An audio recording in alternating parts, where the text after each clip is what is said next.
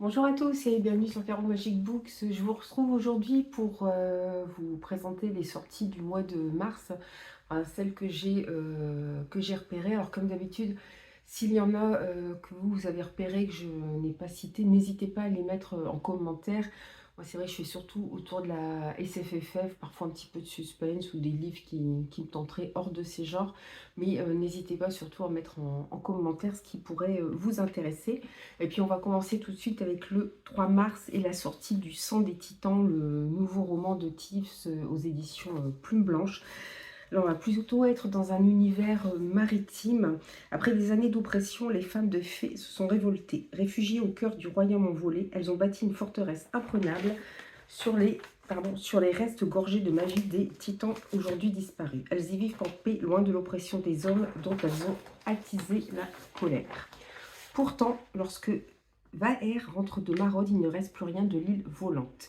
Ni ses habitants, ni son foyer. Pire encore, les précieux restes de Titan se sont eux aussi volatilisés. Alors que Vaer essaie de rassembler les autres maraudeuses, son bateau heurte le ballon d'un explorateur fée, loin, très loin de l'endroit où il est autorisé à naviguer. Mais peut-elle se fier à lui pour retrouver les siennes alors que tout son être lui hurle de le jeter par-dessus bord dans l'océan d'en bas? Ça a l'air pas mal, la couverture encore une fois est super, donc ça donne très envie. Le suivant, ce sera aussi le 3 mars, une maison d'édition que je ne connais pas du tout, Sous les cendres du monde de Enzi Njore. Là c'est pareil, on va plus être voilà, dans de l'anticipation post-apo, et puis je pense avec robot vu la couverture. Et du coup je vous ai pas donné la maison d'édition. Ces éditions, je pensais l'avoir noté, mais bon, apparemment je ne l'ai pas noté. Donc, le réchauffement climatique est devenu irréversible. Le niveau des mers augmente, les terres brûlent, l'humanité s'effondre et la survie paraît hors de portée. Face à cette urgence, un groupe de scientifiques met au point des humanoïdes capables de résister aux conditions extrêmes et de préserver les dernières bribes de vie sur Terre. Ces guardians, pensés pour protéger la mémoire du monde et assurer la continuité du vivant, deviennent le dernier espoir d'un monde à l'agonie. En filigrane de leur mission se dessinent des questions essentielles. Que reste-t-il à sauver quand tout s'écroule? Jusqu'où l'homme peut-il aller pour transmettre son héritage?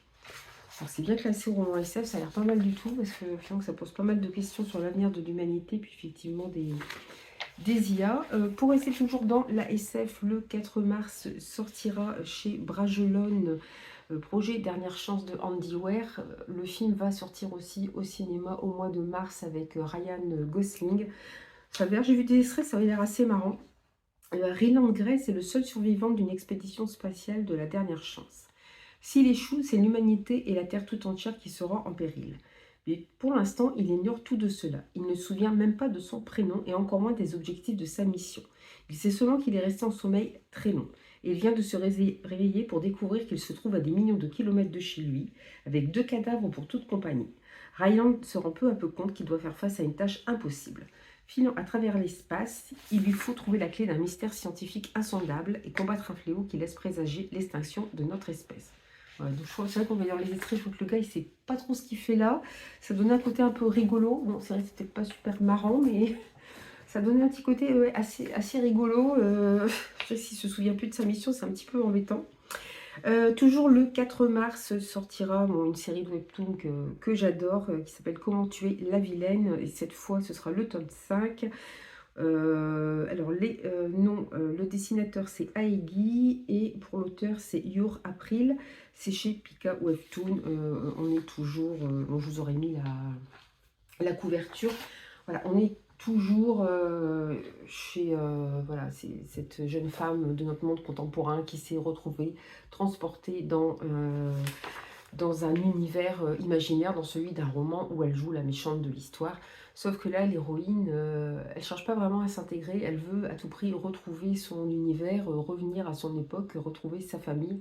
Donc c'était pas mal du tout, on avait une héroïne assez différente, et puis le prince est tellement abject avec elle que... Voilà, le fait qu'elle se fiche de ce qui se passe, lui il comprend pas trop, et bon, ça donne des moments que j'ai beaucoup aimés, c'était pas mal du tout. Alors toujours le 4 mars va sortir au livre de poche Eversion d'Alastair Reynolds. C'était déjà sorti, alors je ne sais plus chez quelle maison d'édition en grand format, donc là c'est en poche à 9,20 €. On suit Silas Coad qui est médecin à bord du Déméter. au 19e, au 20e siècle ou dans un futur lointain. Perdu dans les eaux norvégiennes, non loin du pôle sud ou dans l'espace, il se dirige vers un mystérieux édifice, un gouffre menant à l'intérieur de la Terre ou le satellite de Jupiter. Silas Squad ne cessera de mourir avec l'équipage du Déméter, à moins qu'il n'affronte la terrifiante vérité sur sa propre nature. C'est assez mystérieux. Je ne me souviens plus du résumé, mais on retrouve le même personnage à des époques différentes. Ça, c'est pas mal quand même. C'est bien tentant. Pareil, sortira au livre de poche, un livre qui était sorti d'abord chez Albin Michel, Imaginaire, le tome 1 des Cités divines, la Cité des marches de Robert Jackson Bennett. Alors je ne sais pas si j'ai un résumé. Autrefois puissante cité divine, capable de conquérir et d'asservir les peuples établis à sa proximité, Bulikov est tombé. Ses dieux protecteurs ont été exterminés par un chef de guerre venu de ses poux. Et une mystérieuse catastrophe a eu lieu dans la foulée, le ciment. 70 ans plus tard, Bulikov n'est plus que l'ombre d'elle-même. Restent toutefois visibles, ça et là, certains vestiges des miracles qui l'ont façonné, notamment d'immenses escaliers brisés qui ne relient plus la terre ou deux. C'est vrai que c'est pour ça qu'on voit des grands escaliers comme ça, d'accord. Quand un célèbre historien est assassiné, le ministre des Affaires étrangères envoie un territoire occupé une de ses meilleures espionnes, Shara Tivani. Se présentant comme une humble diplomate, la jeune femme découvre l'étrange cité des marches et commence son enquête. J'avoue que j'avais hésité à y aller parce que j'avais lu Les Maîtres enlumineurs, le tome 1 du même auteur, et j'avais pas trop accroché. Du coup, la cité des marches, j'hésitais. Bon, là, ma foi, je me dis que si ça sort en poche, pourquoi ne pas essayer? Alors là, attention, grande nouvelle qui va arriver. Alors déjà, chez Calix va sortir le 4 septembre le tome 3 de Her Majesty's Royal Coven, Human Rights. Bon, je ne vais pas vous refaire le résumé parce que ça risque de spoiler. Moi, j'ai toujours les 2 premiers tomes dans ma pelle que je n'ai toujours pas lu. Et en fait, ça y est, Calix va enfin sortir en format poche les livres qu'ils sortaient dans leur collection Calix. Donc vous allez avoir les 3 premiers tomes de The Royal Coven. Ils sortent tous le 4 mars. Oui, c'est ça, le 4 mars.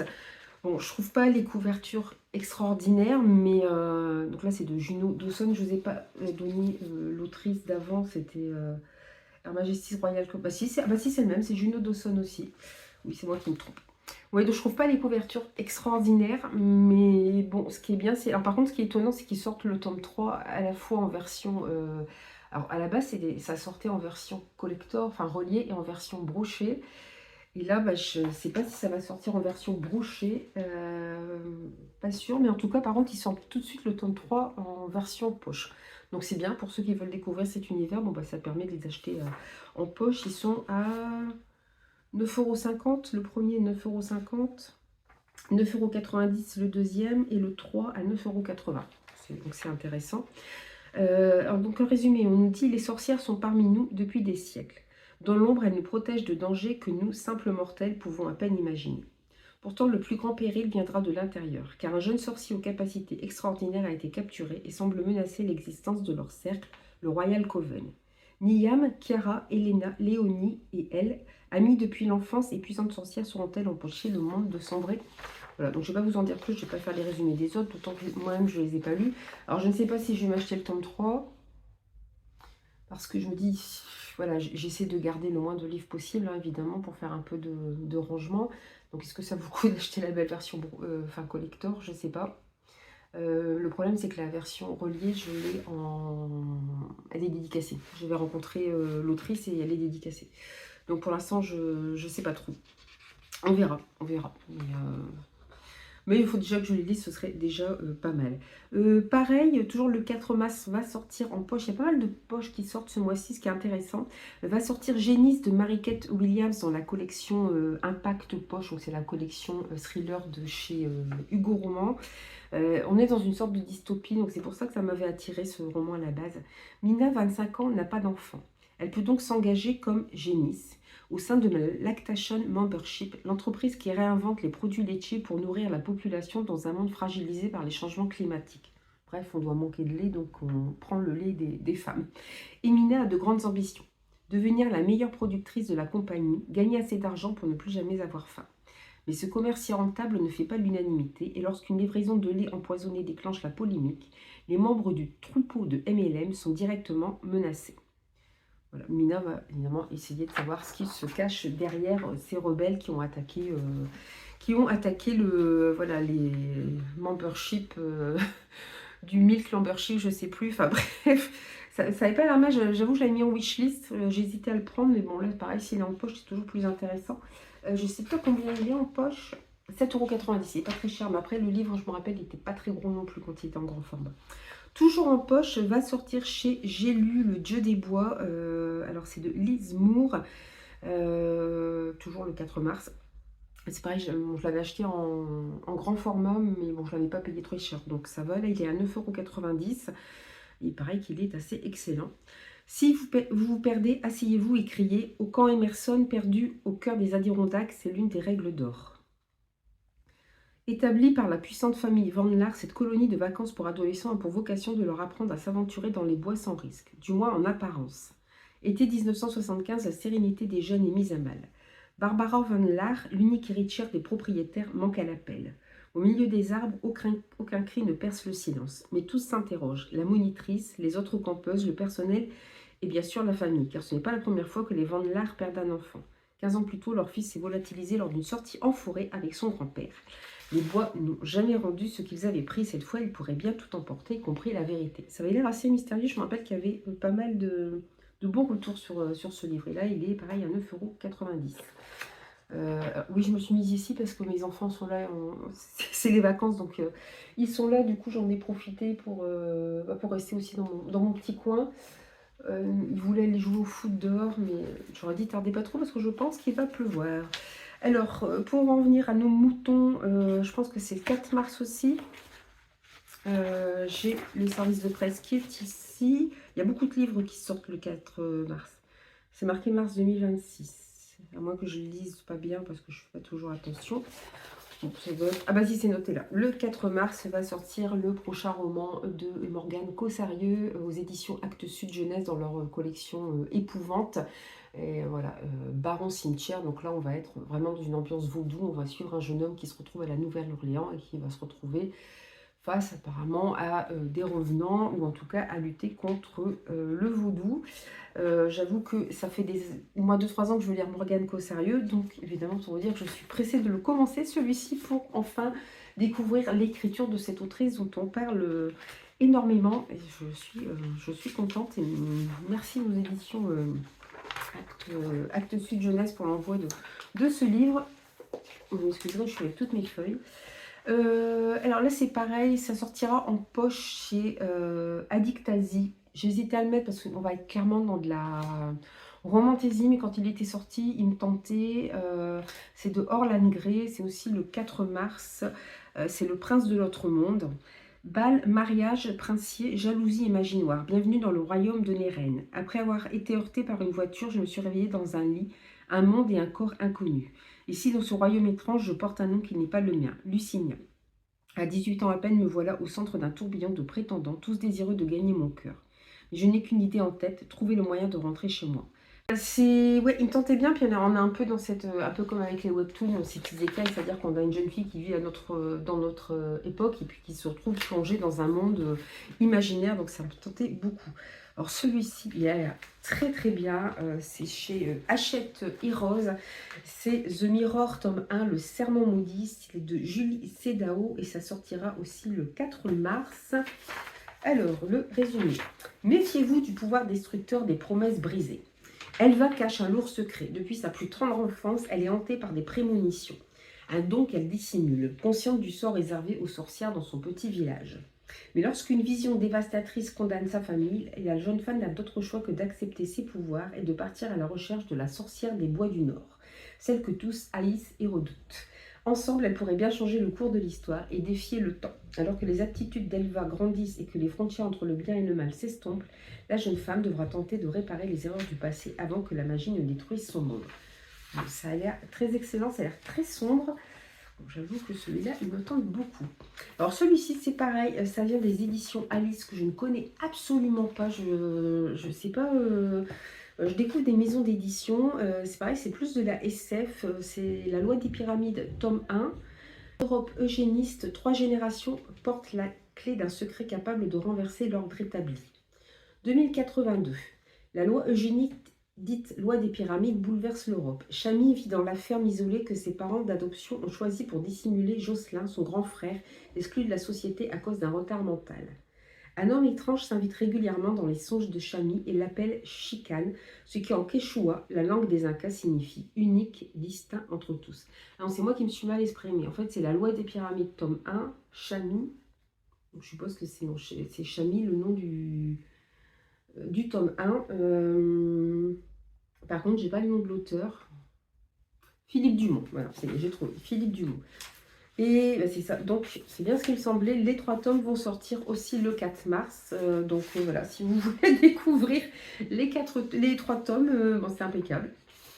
Donc dans le tome 2, on suit Zach 53 et Jorvik N+1 dans le tome 3. Donc, je vous mettrai les couvertures hein, pour que vous fassiez une idée.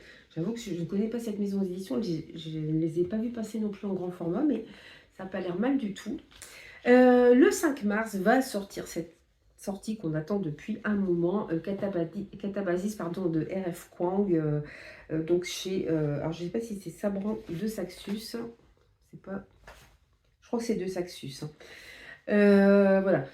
Alors, une catabase, en fait, ça signifie une descente aux enfers. Et là, on va suivre une élève qui décide de sauver son prof qui est décédé en allant chercher dans les enfers. Alice Lou a tout donné pour réussir son énergie, son temps et sa santé mentale.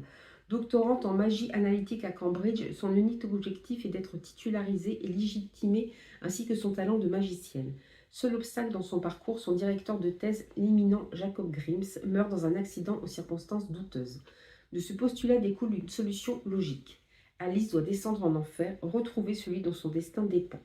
Mais elle n'est pas seule à entreprendre ce voyage. Son plus grand rival, Peter Murdoch, le génie flegmatique, décide de l'accompagner dans sa descente. Ça paraît pas mal. Alors je sais que Lorraine des mots de l'imaginaire l'a lu en anglais, elle n'a pas trouvé ça extraordinaire. Bon, moi j'avais bien aimé R.F. Kuang, j'en ai pas lu beaucoup. Hein. J'ai lu que, comment ça s'appelle Yellow Face. Donc c'est même pas un roman fantastique. Donc là je sais pas. Je sais qu'il sort en 2 versions.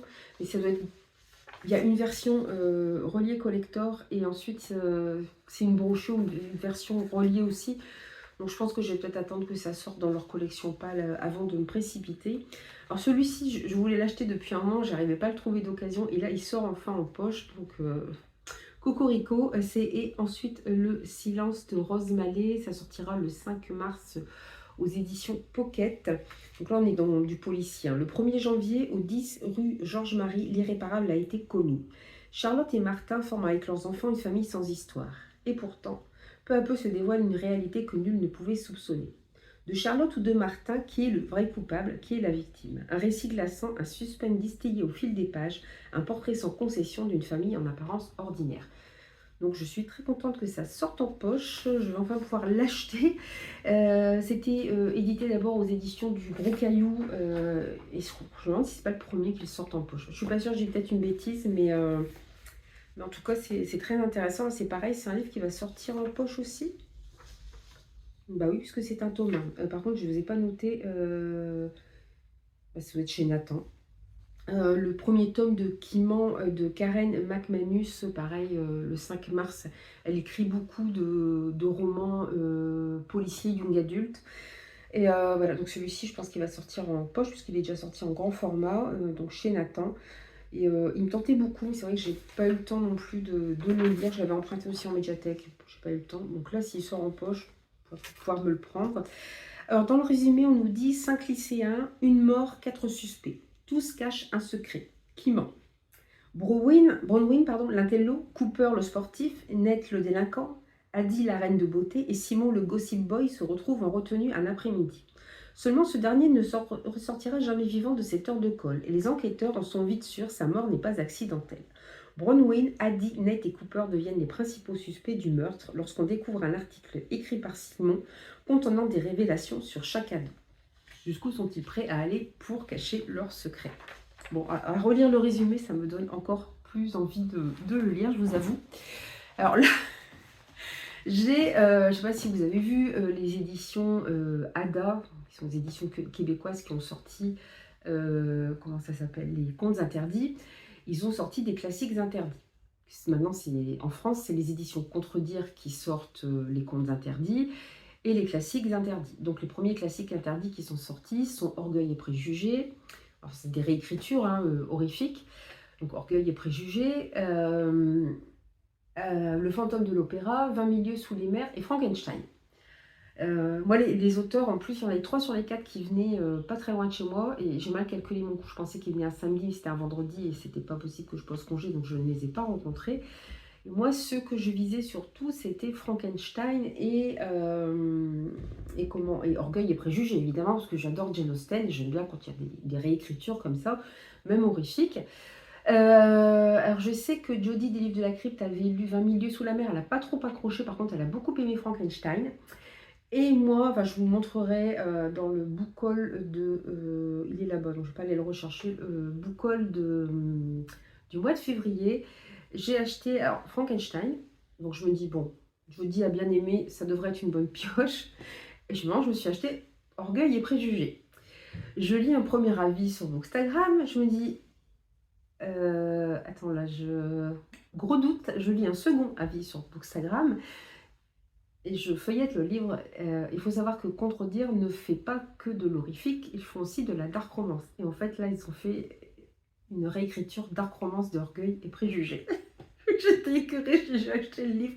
Ça n'a pas du tout de l'horrifique, c'est de la dark romance. Et moi, la dark romance, j'ai feuilleté, je vous jure.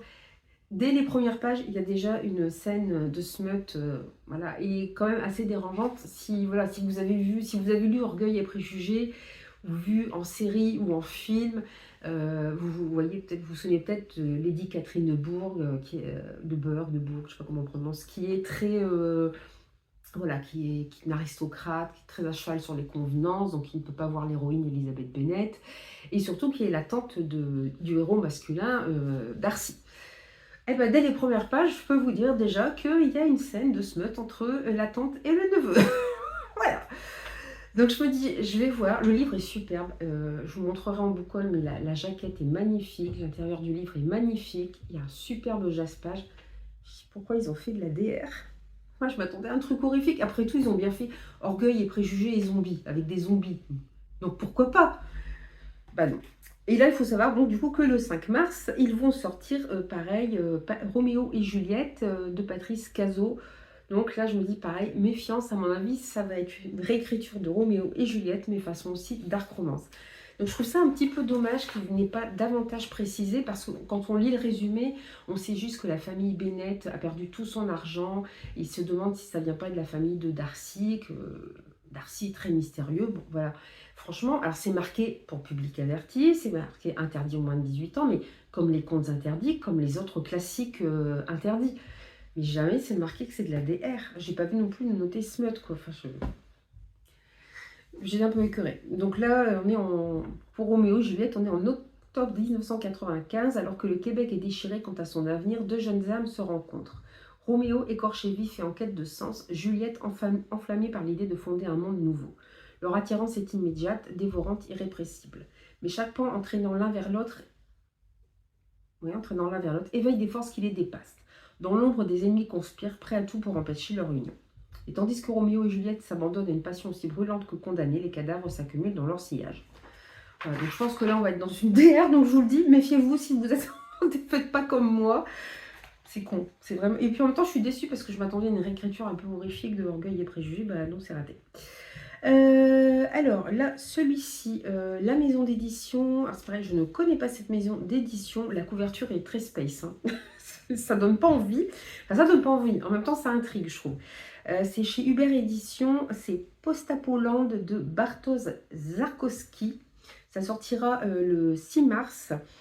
Alors là, nous sommes bienvenus en Postaland, un monde où le soleil s'est réveillé furieux, enfermé dans un cercueil. Remonté au ciel, il a commencé à pourrir. Depuis ce jour, plus rien n'est comme avant. Les dieux se sont tus, les hommes se sont changés en bêtes et la réalité elle-même s'est fissurée. Voilà, j'en sais pas plus. Ça ressemble à du post-apo, mais avec un côté fantastique aussi. Bon, j'avoue que moi, évidemment, ça me tente énormément. Les éditions critiques vont sortir aussi un nouveau roman le 11, je sais pas pourquoi je veux dire septembre, le 11 mars. C'est Cola Scura de Richard Canal. Alors, pendant que le commun des mortels vieillit en silence, certains êtres exceptionnels sont capables d'emmagasiner du temps au point de devenir quasi immortels. Dernièrement, toutefois, les sources auxquelles ils s'approvisionnent semblent se tarir et les rangs des Time Hoppers se claircènent dangereusement. C'est le début d'une course contre la montre et un ennemi inconnu. Pour percer les mystères du temps et des sabliers très convoités de la famille Malater, ils vont devoir faire taire des haines contre centenaires et œuvrer ensemble. Reste à savoir à qui ils peuvent réellement se fier. C'est pour ça qu'on voit ce magnifique sablier sur la couverture. Bon, ça n'a pas l'air mal. Bon, c'est vrai que les éditions critiques, c'est toujours très tentant aussi. Celui-ci me tente pas mal non plus. Alors, c'était aux éditions Casterman. C'est Métamorphosis de Marie Orchard qui sortira aussi le 11 septembre. C'est marqué le retour de Marie Orchard avec un roman de fantaisie accompli, captivant, qui a tout pour séduire. Je ne sais pas ce qu'elle a écrit d'autre, ça ne me dit rien. N'hésitez pas à me dire si en commentaire ça vous dit quelque chose. Moi j'avoue que ça me parle pas. Je ne retiens pas toujours les noms des auteurs. J'ai un peu de mal avec, vous savez bien, à retenir les noms. Cela fait 25 ans que Melchior n'a pour seule compagnie que son cher ami Abriel. Sauf qu'Abriel n'existe pas. Du moins, personne d'autre ne le voit et Melchior se demande souvent si cet être capable de se changer en papillon n'est pas le fruit de sa propre folie. Pourtant, quand il est soudainement téléporté dans le monde magique d'Abriel et qu'il comprend que son ami a été enlevé, il n'hésite pas une seconde. Accompagné d'Alaric, un étudiant herboriste au pouvoir exceptionnel, de Willem, un corbeau qui parle, ainsi que de Bélène et Kali, deux jumelles quasi divines, Melchior se lance dans une quête effrénée de vérité. Mais à trop creuser dans les intrigues politiques, il pourrait bien découvrir qu'en ce monde, la magie et la liberté sont plus que jamais menacées. Bon, c'est du young adulte, c'est Casterman, mais je suis toujours intriguée par Casterman. Alors celui-ci va sortir aussi en poche. Il y a vraiment plein de poches intéressantes là. Il y a des petites balades à faire en librairie là, je pense. Donc Les Cités de poussière de Neil Pfeffer va sortir en poche le 12 mars. C'était sorti chez Scrineo auparavant. Je vous refais le résumé. Dans un monde dominé par les rayons brûlants du soleil, se dressent 4 cités survivant grâce à la poussière. Une poudre dorée invisible à l'œil nu qui s'échappe d'objets anciens, permettant notamment la création d'un élixir de jouvence. Delia Serpentine, une érudite de la Cité du Savoir, est sur le point de terminer sa formation pour devenir conservatrice. Une tension cruciale pour la préservation des artefacts qui assurent la prospérité des cités. Son destin bascule lorsqu'elle découvre un étrange grimoire qui l'oblige à se lancer dans une quête périlleuse aux côtés de Dante, le bras droit du chancelier, dans l'espoir de contrer l'effondrement des cités. Allié sincère ou ennemi à redouter, qui est vraiment Dante. Je avec un nom comme ça. Mais voilà, bon, Neil Pfeffer, j'en ai un autre à lire avant, qui est sorti chez Gulfstream d'ailleurs. Donc voilà. Alors celui-ci, je vous en avais déjà parlé au mois de janvier. Au départ, c'était noté qu'il sortait en février. Pour finir, il sort là le 12 mars. C'est chez La Volte, c'est Gog Magog. Alors c'est de Jeff Noon. C'est pareil, j'ai d'autres livres de cet auteur dans ma palle. Donc même si le résumé est intéressant, je vais lire déjà ce que j'ai. Je vous donne quand même le résumé. Arcadia Mine se fait appeler Caddy et vit dans un repère pour marins fauchés proche du front de mer. Autrefois, elle transportait passagers et marchandises depuis les ports florissants de l'estuaire jusqu'à Ludwig, la capitale. Mais c'était il y a bien longtemps. Maintenant, à la retraite, elle boit dès le lever du soleil et compte à qui veut l'entendre des histoires grivoises contre quelques lampées de rhum ou pincées de tabac. Son quotidien se brise lorsque 2 étrangers lui demandent de reprendre du service. L'une des 2 jeunes filles est malade et court un grand danger. L'autre, un être artificiel au caractère singulier, cache de nombreux secrets dans son crâne de cristal. Sur son vieux bateau à vapeur délabré, Caddy est la seule à pouvoir leur faire traverser le Nissis, il n'y a pas de X, devenu dangereux. Elle connaît les courants et les apics, les chenaux secrets et les reflux. Or, ce fleuve n'est pas un simple fleuve. On raconte que Nissis est un spectre, un fantôme de dragon. J'avoue qu'il n'a pas l'air mal du tout, celui-là. La Volte, c'est vrai que c'est une maison d'édition indépendante aussi, qui propose des titres assez intéressants, enfin qui accrochent le lecteur quand on lit les résumés. Alors pareil, un autre livre qui sortira en poche. Alors moi, je l'ai déjà en grand format, mais ça peut être... Alors, je pense qu'on va être plus dans du policier, même si on se demande si on va pas être à la limite du policier, du fantastique, du suspense, de la folie. Mais il y a un bout de temps que je ne l'ai toujours pas lu non plus, mais bref. C'est Un cri dans le désert de Catriona Ward, donc ça sortira le 12 mars chez Pocket. Ne vous aventurez pas dans le désert, méfiez-vous des chiens errants et surtout ne faites confiance à personne. Lorsqu'elle a fui Sundial, un ranch isolé dans le désert californien, Rob Sudden s'est juré de tout oublier de son enfance et des terribles événements qui l'ont profondément marqué. Pour tenir ce passé soufflé et protéger ses deux filles, elle est prête à tout. Mais quand son aînée, Callie, se met à parler à des amis imaginaires et que des ossements d'animaux sont retrouvés dans leur maison, Rob comprend que sa fille constitue une toute nouvelle sorte de menace.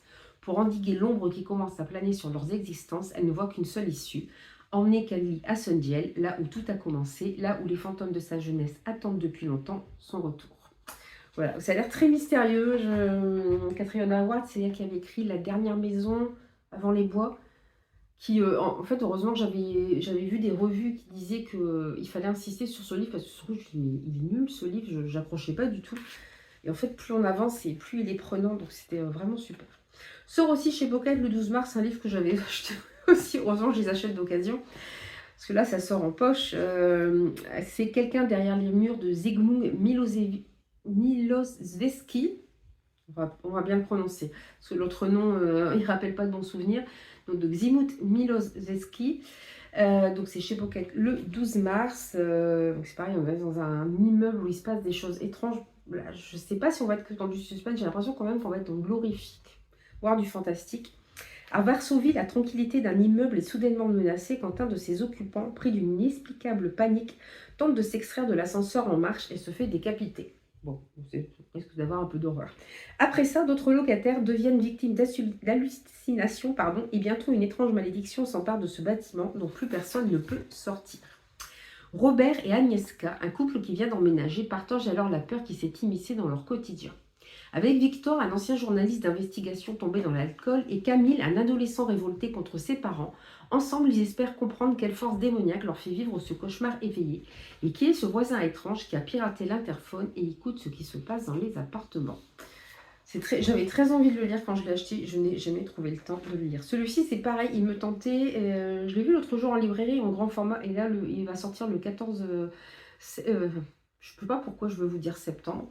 Il va sortir le 14 mars chez Pocket. C'est le tunnel de Jana Wagner.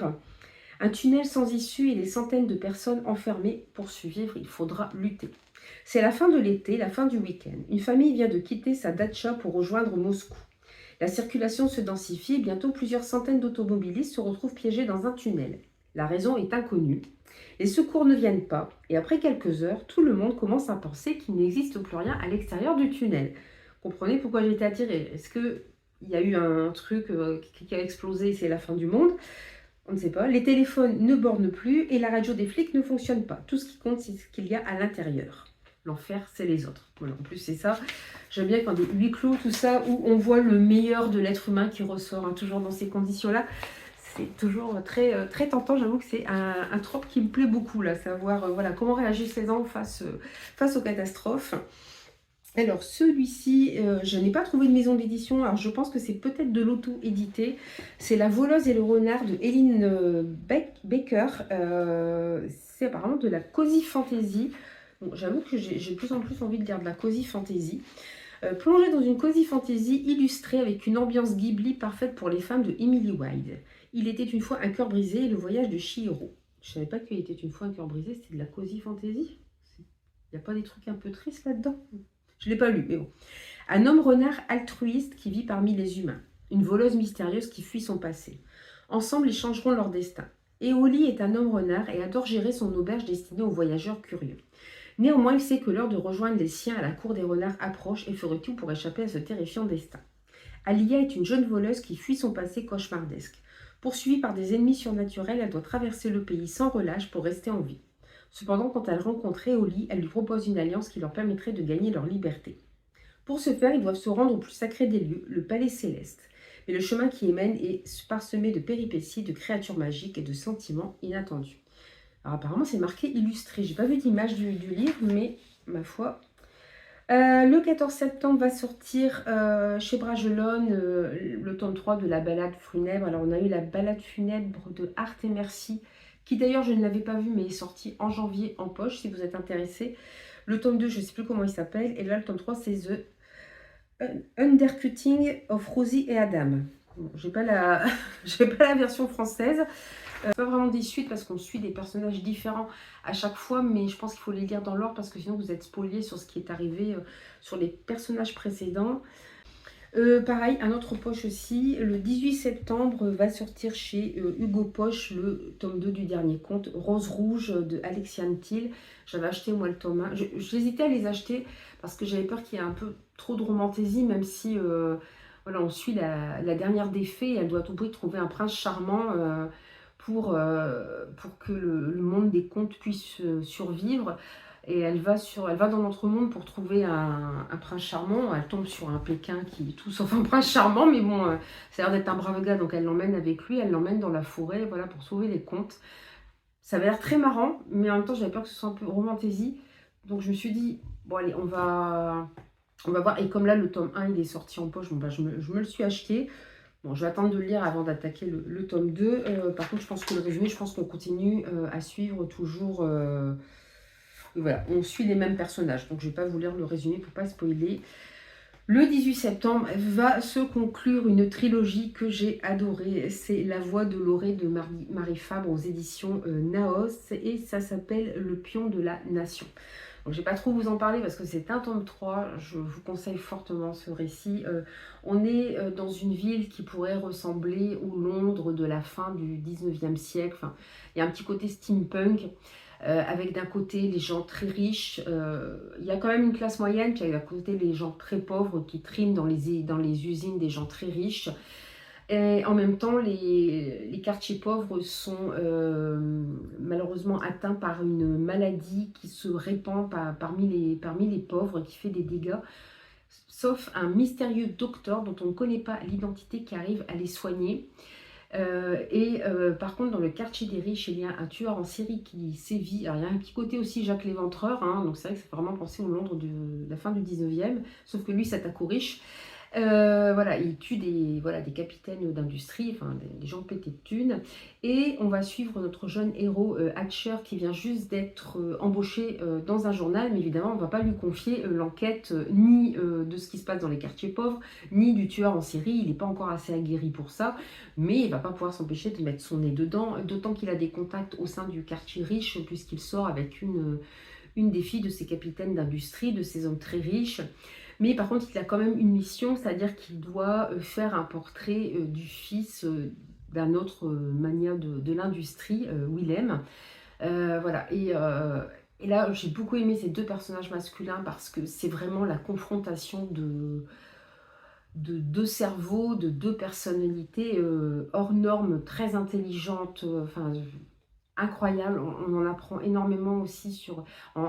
Hatcher et moi, au début, il me plaisait ouais, pas trop parce que je le trouvais très ambitieux. En fait, on comprend pourquoi aussi, je me dirais, il n'y a pas de mal à être ambitieux, mais je trouvais qu'il avait un peu les dents qui rayaient le parquet. Après, on comprend un peu plus pourquoi. Et puis, on va aussi découvrir, en savoir davantage sur Willem. C'est un personnage très intéressant. Et puis, la fin du tome 1. Je me suis demandé vers où l'autrice allait aller. En plus, elle n'était pas sûre que ça allait être une duologie ou une trilogie. Et comme ça a bien marché, bah, c'est une trilogie. Donc, je suis vachement contente. Mais ma mère était prête à me l'offrir pour mon anniversaire. J'ai dit non, il sort qu'au mois de mars. C'est pas possible. Mais ils m'ont donné des chèques cadeaux, tout ça. Donc, je vais pouvoir quand même me faire... Enfin, des chèques lire. Je vais pouvoir me faire un petit plaisir. Là, on retourne chez les webtoons avec le tome 4 de ma ex-husband Mad Dog. J'ai évité de vous dire, j'ai l'impression qu'ils prennent des pseudos, les auteurs, parce que franchement, c'est imprononçable. C'est très compliqué. J'ai toujours chez Pika Webtoon. Alors je vous avais déjà, ça sort le 18 mars, je vous en avais déjà parlé. On suit une jeune femme qui a déjà eu plusieurs réincarnations, et dans sa dernière réincarnation, elle est mariée. Alors je ne sais plus si c'est à l'empereur, au fils de l'empereur, au roi, je ne sais plus. Enfin bref. Et elle est répudiée par son mari, et là il l'exile dans un pays très très froid. Et là elle tombe sur un jeune garçon qui, elle le sait, plus tard deviendra le bras droit de son mari. Donc elle décide de le prendre sous son aile pour qu'il devienne son bras droit à elle et puisse la défendre plus tard. Alors je pense qu'il va y avoir une romance parce qu'elle est quand même assez jeune. Je pense que quand elle rencontre le gamin, il y a peut-être quand même moins une douzaine d'années. ou peut-être 12-14 ans, elle, si elle en a 17-18, donc voilà. Il n'y a rien, voilà, j'ai regardé, il y a rien de scabreux dans les premiers tomes, parce que lui, c'est encore un enfant ou un très jeune ado. Peut-être qu'après, il y aura... Enfin, ça, c'est moi qui le dis, j'en suis pas sûre, mais je pense qu'après, il y aura certainement un petit quelque chose. Toujours pour rester dans les webtoons, sortira, pareil, le 18 mars, le tome 6 d'une belle fille à croquer, de Hirou et Morang, et c'est toujours chez Pika Webtoon. Alors ça, j'avais lu sur une plateforme et j'avais adoré, parce que c'est pareil, on a une femme de notre époque qui se retrouve dans la peau de la méchante belle-mère, méchante reine de Blanche-Neige. C'est rigolo, en plus, franchement c'est rigolo. Alors c'est rigolo parce qu'elle se retrouve incarnée voilà, dans la peau de la méchante belle-mère, sauf qu'elle, elle n'est pas méchante du tout, qu'elle n'a rien contre Blanche-Neige, et qu'au contraire, elle adore Blanche-Neige, elle craque sur Blanche-Neige qui est hyper mignonne, donc elle fait tout pour l'aider. Alors tout le monde, elle est mariée à l'empereur, hein, au père de Blanche-Neige, qui est un personnage assez froid, autant avec elle qu'avec sa fille. Et, voilà, et elle veut aider Blanche-Neige, et tout le monde la regarde de travers en disant mais quel sale coup elle prépare en fait, parce que dans la version originale elle déteste Blanche-Neige. Et là tout le monde dit mais qu'est-ce qu'elle fiche. Mais il y a des trucs sympas, on va parler aussi de grossophobie, de rang social, de certaines obligations qu'on oblige des très jeunes gens à faire, que ce soit pour l'apparence, que ce soit pour avoir un héritier. Voilà, il y a plusieurs. Il y a un moment, il y a aussi un autre conte qui va se greffer à ce conte-là, et ça prend une tournure inattendue. Enfin, moi, ça me fait vraiment trop rire. J'adore cette série. Puis, bon, je vous le dis encore une fois, mais c'est vrai que j'aime énormément les dessins, voilà, de style manga. Voilà, je pense que c'est coréen, mais voilà, j'adore. Donc non seulement il y aura beaucoup de poches, mais il va y avoir aussi pas mal de webtoons qui vont sortir. Alors le 18 mars, chez Nemos va sortir un livre qui a l'air assez déroutant, assez what the fuck, mais qui a l'air très beau aussi. C'est La beauté de Alia Whiteley. On est dans un monde post-apocalyptique, et dans ce monde, apparemment toutes les femmes ont disparu. Elles ont été frappées par une épidémie. Et elles ont toutes disparu, et on suit une communauté d'hommes qui se regroupent, qui se racontent des histoires à l'époque où ils avaient encore leur compagne, leur fille, leur sœur, leur mère, et qui se rendent aussi sur les tombes de leur bien-aimé en fait. Donc il y a un côté, je trouve, très mélancolique, très triste. Et puis d'un seul coup va apparaître dans ce monde une nouvelle espèce, moitié femme, moitié plante, moitié, je sais pas, ou champignon, je sais pas trop.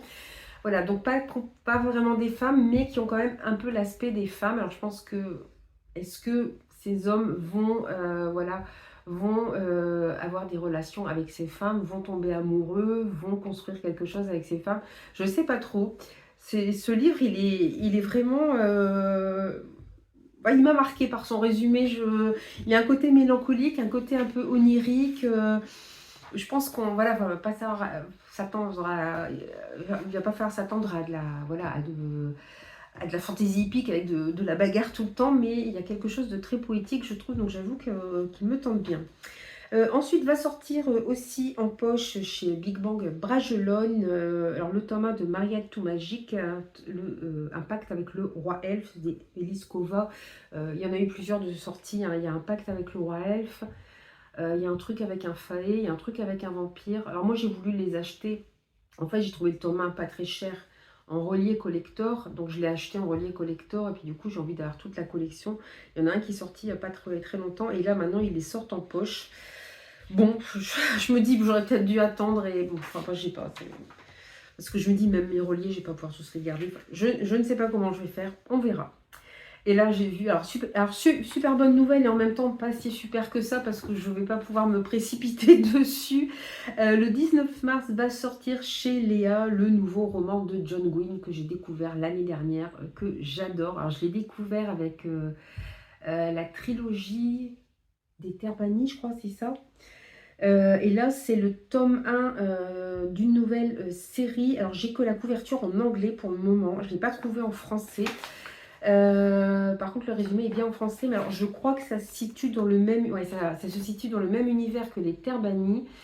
Et... en fait, ouais, non, je ne sais plus ce que je viens de vous dire là. Mais moi, il a écrit une tétralogie et une trilogie. Et moi, j'ai commencé sa trilogie qui est la confrérie des... Je sais plus. Et c'est celle-là que j'ai commencé. J'ai lu que le tome 1 et l'autre, je ne l'ai pas lu. Et ça se passe dans le même univers. Donc, clairement, je ne vais pas y aller tout de suite, quoi. Parce qu'apparemment, il y a quelques trucs spoilants par rapport à la série des Terres Bannies. Donc, bon, c'est un peu dommage, j'étais triste. Parfois, en plus, Léon les propose en service de presse. Voilà. Donc, il y en a 4 à rattraper. Et John Gwynne, c'est des grosses pavasses, quoi. Puis, je préfère finir mon autre trilogie. Mais voilà, en tout cas, voilà, comme ça, je vais pouvoir bien baver dessus. Puis, j'aime bien les couvertures parce qu'ils gardent toujours le même... ils gardent toujours la même DA pour les couvertures des livres. Et j'adore, j'adore. Donc il y a un siècle de cela, les Ben Elims, une caste d'anges guerriers, ont vaincu les Kadoshim, une puissante horde de démons échappés de l'autre monde, dans un terrible affrontement, ravageant à cette occasion le monde des humains. Désormais, ils règnent en maître sur les terres bannies, mais leur paix est imposée brutalement aux populations. Dans le sud, Rive, une jeune guerrière impétueuse, souhaite ardemment rejoindre les Ailes Blanches, une unité d'élite au service des Ben Elims, dédiée au maintien de la paix et l'élimination des Kadoshim. À l'ouest, la géante Sig, qui enquête sur des apparitions de démons, découvre des signes de révolte et de magie noire. Et dans le nord enneigé, loin des conflits, Drem, un trappeur, trouve des cadavres mutilés dans la forêt. L'œuvre d'un terrible prédateur ou de quelque chose de bien plus terrifiant. Voilà, c'est vrai que John Gwynne, vous avez toujours plusieurs points de vue, vous avez toujours plusieurs personnages dont vous suivez les aventures. Donc c'est pas toujours évident de s'y retrouver au début, mais c'est tellement bon, moi j'adore. Mais bon, celui-là, je vais attendre, ça c'est clair. Ensuite, le 19 mars sortira chez Ozu Sa Majesté des Ombres de Alexandre Chardin.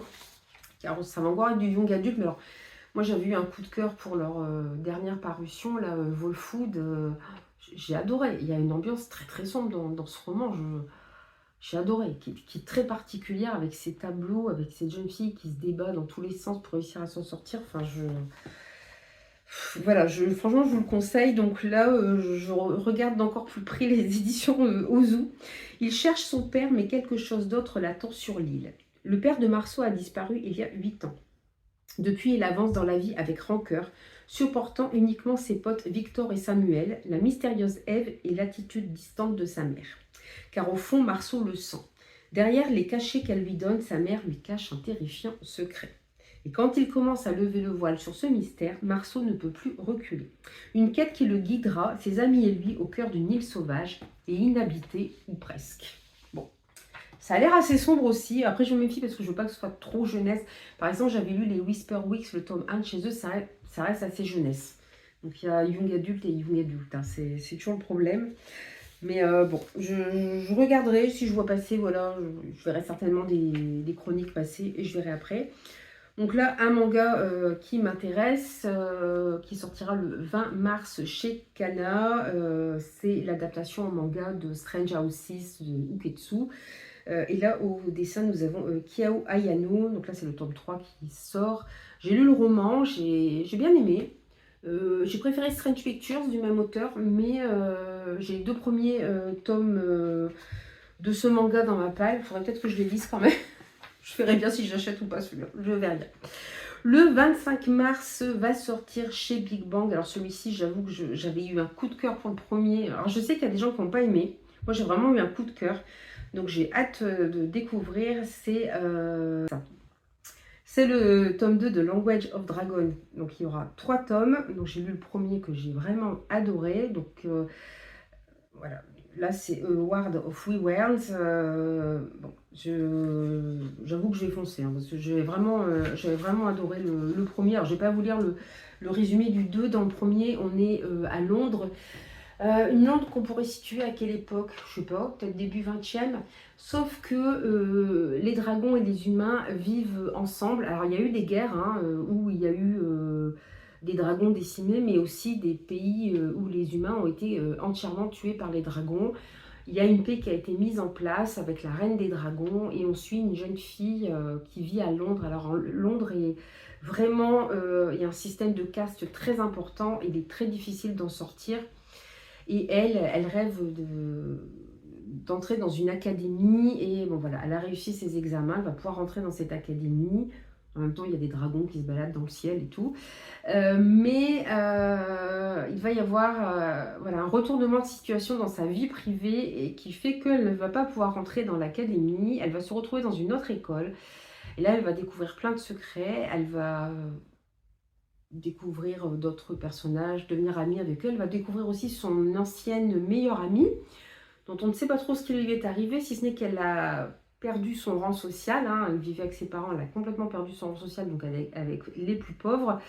Et apparemment, l'héroïne n'est pas très claire sur cette histoire. Donc, voilà, donc on suit tout ça, voilà, toute cette progression, parce que l'héroïne, pour elle, ce système, il est parfait, cette paix, elle est parfaite. Je ne sais plus si c'est un homme ou une femme qui gouverne Londres et l'Angleterre, je ne sais plus. Tout est parfait. Et les autres lui disent, mais à un moment, ouvre les yeux. Regarde, il y a plein de choses qui ne vont pas. Aussi bien chez les dragons, parce qu'il y a des rebelles chez les dragons, il y a aussi des résistants chez les humains. Et je sais que du coup, ça avait agacé pas mal de personnes, parce que l'héroïne, elle trouve toujours des excuses à ceux qui ont le pouvoir, et voilà, il y a ceux qui maintiennent les pauvres dans la pauvreté, ne les aident pas à se soigner quand ils sont malades, ni rien, et les autres qui sont ultra privilégiés. Mais oui, elle reste mais un peu comme quelqu'un qui a grandi dans un pays qu'elle a toujours connu comme ça. Bah, c'est pas évident des fois d'ouvrir les yeux. Même nous, hein, des fois, on met du temps à ouvrir les yeux sur certaines choses. Et voilà, et du coup, je sais que ça avait énervé pas mal de gens, mais bah, moi, je lisais le livre en me disant, c'est vrai que ouvre les yeux. J'étais là, je dis, à un moment, tu vas réagir quand même. Mais franchement, j'avais eu un coup de cœur, j'avais beaucoup aimé. Le 25 mars va sortir le tome 3 de Gods and Monsters, L'aube de la reine damnée de Amber Vinicol. Donc là, c'est chez Lost Kingdom. Alors, c'est sorti dans une superbe édition reliée, pardon. Il y a aussi une édition brochée. Alors, moi, je cherche parfois des livres de chez Bookmark sur Vinted, d'occasion, même sur d'autres sites d'occasion. Et en fait, autant les reliés collector, vous les trouvez. Alors, des fois, il y en a qui en profitent parce qu'ils sont difficilement trouvables, donc ils les vendent à des prix. Ça a été le cas du tome 1 de Gods of Monsters. Hein. Il y en a qui les revendaient jusqu'à 100 €. À savoir, ça doit être 29,90 ou 29,99, on va dire 30 € pour un relié collector. Ils les vendaient jusqu'à 100 €. Pas de peau pour eux, Bookmark les a ressortis, les reliés collector. Je dis, c'est franchement dégueulasse à un moment. L'autre jour aussi, je suis tombée sur un livre, il existe en brochet et en collector chez Nathan, et je n'avais pas vu, et c'est pareil, il est vendu à des 40-50 €, alors qu'à la base, il doit, je sais pas, dans les 25-26 €. Enfin, voilà, mais comme on ne le trouve plus, bah, il y en a toujours qui profitent. Et voilà, les Gods and Monsters, mais moi je voulais la version brochée. Mais c'est vrai que les versions brochées, c'est compliqué de les trouver, Bookmark. J'ai eu beaucoup de mal à trouver les deux premiers tomes, que je n'ai toujours pas lus. Mais j'en ai entendu tellement de bien que je me suis quand même précipitée, même si je me doute qu'il va y avoir de la romantésie, mais quand même je me suis précipitée. Alors je ne sais pas si vous avez suivi, je crois que je vous en ai parlé, mais Bookmark, alors ils sortaient automatiquement leurs livres en brochet et en relié collector. Mais pour des raisons de coût, c'est une maison d'édition indépendante en librairie, pour des raisons de distribution aussi, parce que ça coûte cher voilà, d'envoyer les stocks, de récupérer les stocks après.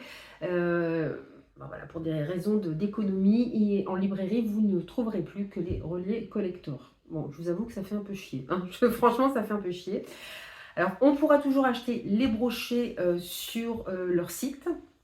Alors, par contre, j'ai entendu... Le problème, c'est qu'il y a toujours des frais d'envoi à payer. Et l'autre jour, je regardais une vidéo de Marie Beauty Book. C'est en fait... alors, ils avaient annoncé Bookmark qu'ils feraient des opérations justement pour les brochets, voilà, pour qu'il n'y ait pas les frais de port, des choses comme ça. Je ne sais pas s'ils vont s'y tenir. Mais en regardant la vidéo de Marie Beauty Books, alors c'est encore récent, pour avoir les frais gratuits, les frais d'expédition gratuits, il faut acheter pour 70 € de livre. 70 € de livre. Bon, brochés, hein, parce que les collecteurs, vous allez les trouver en librairie, vous allez pouvoir les commander en librairie. Donc, vous embêtez pas à aller sauf si vous les trouvez plus en librairie et qu'ils sont, voilà, si vous avez un peu tardé. Mais sachant que leurs livres brochés, ils sont entre 20 et 22 €, je veux dire, vous en prenez 3, vous êtes à 66 €. Il vous manque 4 € pour arriver donc vous allez en prendre un quatrième. Enfin, c'est un gouffre. C'est un gouffre. Et puis il y a eu toute une polémique parce qu'ils ont sorti... moi j'avoue que j'avais pas bien... Alors j'ai pas trop regardé parce que j'aime pas trop les trucs polémiques. Mais ils ont ressorti... Alors je pense que c'est de la romance, j'ai pas trop regardé ce que c'était. Ils ont sorti une saga Alors en brochet, elle est en 4 tomes et là, ils l'ont sorti dans un coffret collector en 3 tomes. Et puis je voyais des gens qui ont... Alors, ce qui n'est pas correct, c'est que les gens ont été insultés, voilà, les gens de chez Bookmark. On peut ne pas être d'accord, on peut râler, on n'insulte pas les gens, surtout pas par écran interposé, quoi. Ça se fait pas. Mais parce qu'en fait, ce coffret collector, il coûte 130 euros. Alors, est-ce qu'ils ont rassemblé les 4 tomes en 3? Oui, il y a un coffret, mais je veux dire, leur livre collector coûte à peine 30 euros. Là, il y en a 3, ça devrait valoir 90 euros. Vous payez 130 euros. Les 40 euros, ils servent à quoi? Le coffret est peut-être beau, mais j'étais un peu surprise quand même. Alors, c'est vrai qu'ils faisaient toute une explication disant qu'ils voilà, c'est une ME indépendante qui ne peuvent pas produire beaucoup de livres. Voilà, donc c'est plus compliqué pour eux. Que bon, la fondatrice, au départ, elle ne se versait même pas de salaire. Bon, tout ça, on l'entend, hein, parce que c'est des ME indépendantes, mais quand même, 130 euros. Voilà. Et il y a des gens qui vont l'acheter. Et je pense que vous avez intérêt à vous précipiter dessus si vous voulez l'acheter, s'il n'est pas déjà trop tard, parce que manifestement, c'est quand même...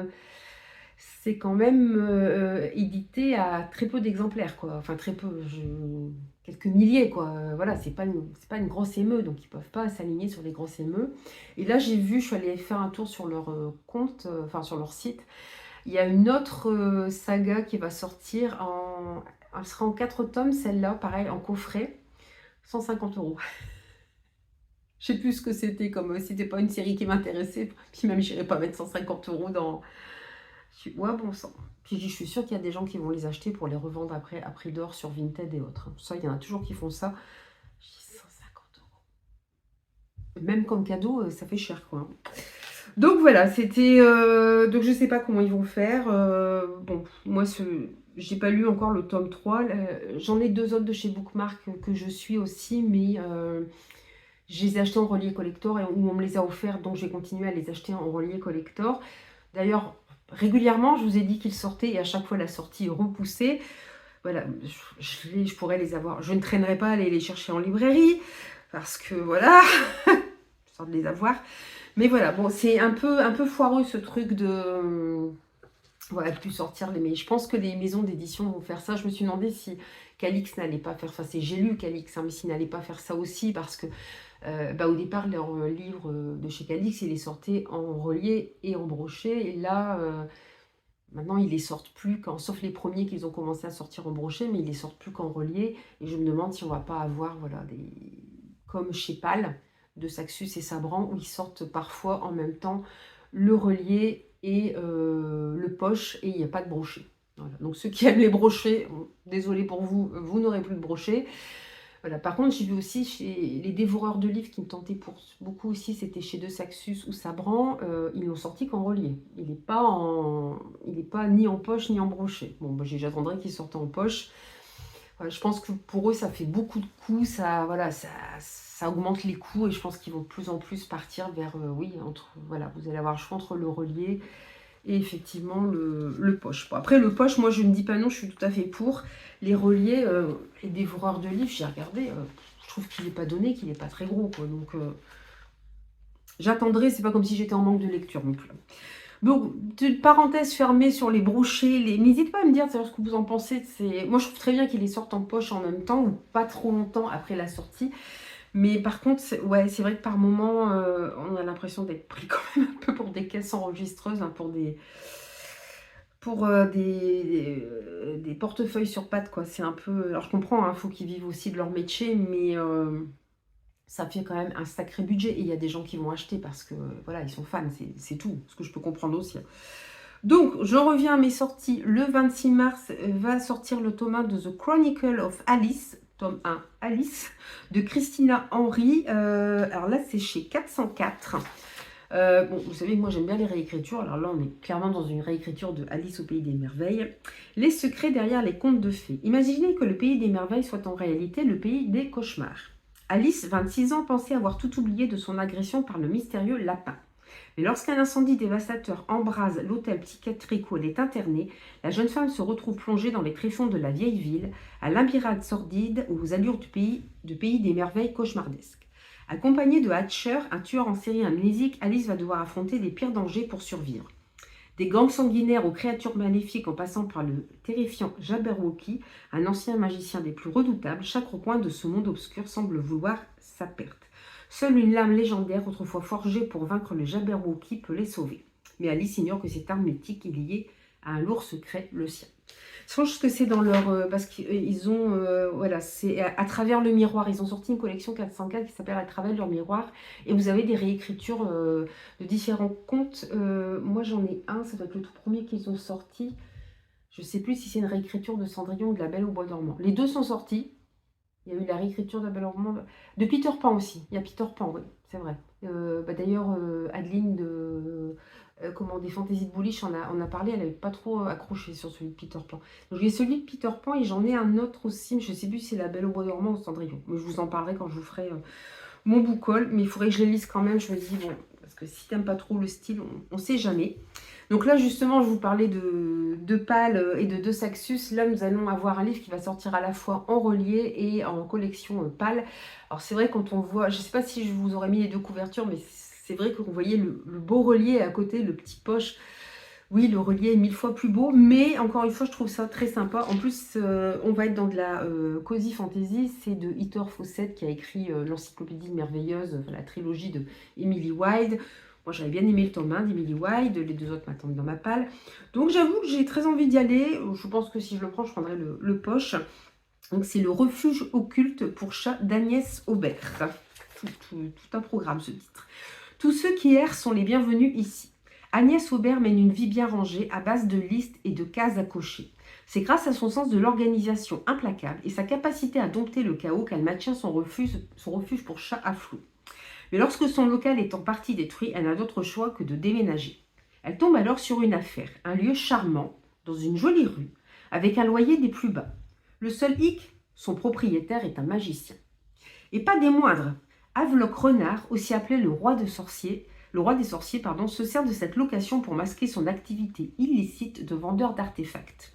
Et quand, à cause de lui, soit dit en passant, le refuge se retrouve mêlé à un conflit qui le dépasse, sa propriétaire décide de prendre les choses en main. Mais il lui reste encore bien des chats à secourir à Montréal et il est hors de question pour Agnès qu'un magicien grognon l'en empêche. Donc là, apparemment, ça se passe à Montréal. Alors c'est vrai que Heather Fawcett, ça se passait début 20e, mais quand même dans notre monde, mais avec où les fées, les hommes savaient que les fées existaient. Là, je ne sais pas trop si on va être dans le même truc, si ça va être le Montréal de notre époque ou un Montréal plus ancien.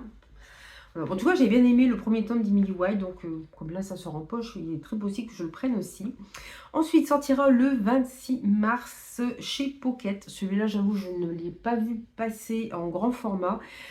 C'est La malédiction des Stenson de Niklas Nat Hordag. Un nom pas facile à prononcer. Ceci dit, ce nom me dit quelque chose, mais dites-moi si ça vous parle, si ça vous dit quelque chose, le nom de cet auteur. Je me demande s'il n'a pas écrit une série de livres où on a des dates, mais je ne suis pas sûre que ce soit lui. N'hésitez pas à me dire en commentaire si ça vous dit quelque chose. Sombre, vénéneux et puissant, Niklas Nat Hordag est de retour. Suède 1434. Si le roi Éric règne d'une main de fer sur les 3 royaumes scandinaves, nombreuses sont les familles royales qui se souviennent de leur grandeur d'antan et tolèrent officiellement le joug de leur suzerain. Parmi elles, la lignée de Steph Bodson, au blason azur et d'or, rêve de retrouver sa splendeur passée. L'un de ses descendants, Lys Stenson, découvre qu'un soulèvement de montagnards se prépare dans le nord. Profitant d'un rassemblement familial pour la Saint-Jean, Niels en informe ses frères qui voient l'opportunité de former une alliance.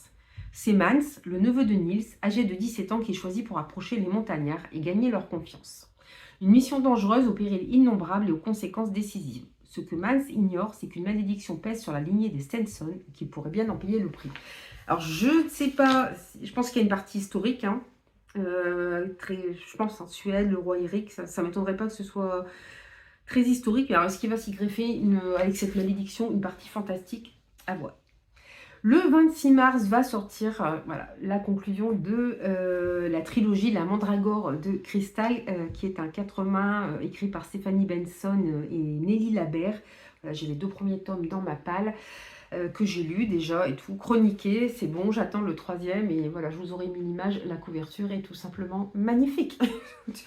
Déjà, les deux premières, elles étaient incroyables, mais alors je trouve que la troisième, bon, faudrait que je vois quand je l'aurai entre les mains, mais elle est d'une beauté, j'adore, et le jaspage est juste incroyable, hein. C'est pareil, on est dans un monde imaginaire, et on va suivre une jeune fille, elle est orpheline, et un jour, il y a la femme d'un jarl, donc un seigneur des royaumes du Nord, qui vient la chercher pour en faire sa fille adoptive. Bon, elle est un petit peu perdue parce qu'elle a connu que l'orphelinat, elle se retrouve dans un royaume très froid. Heureusement, elle va se faire une amie, c'est une jeune fille en fait, qui le retrouve amnésique près de la mer, et elle l'emmène à... Enfin, pas une... Elles sont enfants quand elles se rencontrent. Et elles vont devenir amies à la vie, à la mort. Et franchement, ce personnage de l'amie, alors je ne sais plus les prénoms, je ne retiens plus les prénoms. Elle est exceptionnelle. Elle a du caractère, elle a, je pense, quelques mystères quand même. Elle sait se battre. Elle est génialissime. Et en fait, on va rechercher l'héroïne. Alors, je ne sais pas si on a son nom noté ici. C'est Marianne. Ça doit être Marianne, je crois. Pas sûr. Je voudrais pas vous dire de bêtises. Mais en tout cas, cette jeune fille, un jour, on lui dit, voilà, tu vas épouser le prince d'un autre royaume. Bon, comme on l'a élevée pour obéir et faire son devoir, elle accepte le mariage. Sauf que quand elle rencontre son mari, il tire une tronche pas possible de 10 pieds de long. Il n'est pas du tout accommodant ni agréable. Voilà, alors, ils traversent voilà, du royaume du Nord, ils vont vers le royaume de ce prince. Lui, on comprend aussi qu'il y a des choses compliquées avec son père qui est le roi. Il n'est pas appelé à devenir roi, lui, ce prince, hein. Il est troisième, je crois, dans l'ordre de succession. Et puis, il va se passer quelque chose de très grave au moment des noces. Puis on va voir petit à petit les relations changer entre les deux protagonistes principaux. Lui, il a aussi un ami proche, c'est un cousin, je crois, ou c'est son demi-frère, je sais plus. Enfin, c'est pareil, qui apporte un plus à l'histoire, qui apporte de l'humour et du bon sens aussi, et qui... Enfin voilà, des deux côtés, les amis leur disent, mais soyez sympas l'un avec l'autre, quoi. Enfin, arrêtez de vous faire la gueule, vous allez devoir vous marier de toute façon, donc... ou alors ne le faites pas, mais faites quelque chose. Donc vraiment, ces deux personnages apportent un gros plus, un peu de légèreté. Et puis en fait, ils vont se retrouver mêlés à des complots, et notamment pour s'emparer de joyaux. On va aussi nous parler d'une légende d'une ancienne reine dont le roi, son mari, était fou amoureux. Elle a eu plusieurs enfants avec lui et elle l'aurait trompé avec un autre homme. Voilà, et donc on a rayé son nom de tous les livres d'histoire, même dans les légendes, même à l'oral, on ne doit plus prononcer son nom. Tout ça, évidemment, a un lien, on en découvre plus dans le tome 2, et notamment cette reine manipulait les pierres précieuses. Donc il y a les pierres précieuses qui jouent un rôle important à chaque fois. Voilà, c'est du young adulte quand même, hein, ça peut se lire, c'est pas trop violent pour du young adulte. Franchement, ça peut se lire. Donc voilà, j'ai hâte de connaître la fin. Voilà, je veux savoir comment tout ça va se finir. Quand est-ce que nos deux protagonistes, parce qu'à chaque fois, bon, ils se rapprochent un petit peu, mais il se passe toujours un événement où ils sont séparés, ils sont obligés de partir dans une quête chacun de leur côté. C'est un peu compliqué. Et là, je vais terminer avec une sortie du 26 mars. C'est la prochaine sortie de chez Le Héron d'Argent, qui nous font toujours des livres magnifiques, avec des pitchs qui vous donnent à chaque fois envie d'acheter tous leurs livres. Et là, ça s'appelle Carmin, l'âme en guerre, et c'est j'essaie de retrouver le nom de l'autrice, Natacha Rousseau. Alors, sur l'île maudite de Morgrève, les morts se relèvent, la nature dépérit et les hommes s'entretuent. C'est là que l'Athéus doit affronter son épreuve ultime pour devenir chaman et marcher sur les traces d'un père disparu. Privé de l'appui des esprits, son seul guide est Carmin, un étrange paria au sourire inquiétant. Mais dans un monde sinistre où la folie rôde autant que les monstres, comment distinguer l'allié du traître? Jusqu'où peut-on errer sans perdre son âme?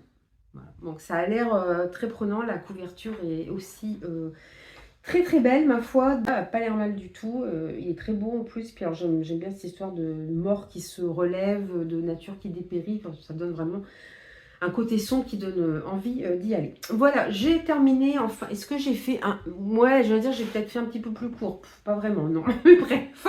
Voilà, n'hésitez pas à rajouter un des livres, hein, si il y en a d'autres aussi, ou vous suivez d'autres séries, ce que vous comptez, voilà, vous achetez, si vous avez repéré des sorties au mois de mars. J'ai déjà vu quelques vidéos de sortie, et je me dis, tiens, un tel ou un tel livre, je ne l'ai pas vu passer, mais je vais quand même le rajouter dans ma wishlist. Donc n'hésitez pas aussi à remettre en commentaire. Vous pouvez mettre une pile de livres comme d'habitude, vu que voilà, on est sur les sorties. Et puis moi, je vous laisse ici pour cette vidéo qui, j'espère, vous aura plu. Hein. N'hésitez pas, encore une fois, à liker, à vous abonner. Enfin voilà, voilà, toujours à donner de la force à la chaîne, parce que c'est vrai que ça stagne pas mal en ce moment. Et c'est vrai que j'aimerais bien que ça bouge un petit peu. Mais bon, c'est tout, c'est comme ça. Mais bon, en tout cas, merci à tous ceux qui, à chaque fois, sont présents, laissent un like, laissent un commentaire. Voilà, ça fait vraiment toujours très, très plaisir. C'est un plaisir aussi de pouvoir vous répondre. Et puis, cette fois, je vous laisse tranquille et je vous dis à très bientôt pour une nouvelle vidéo. Bye bye!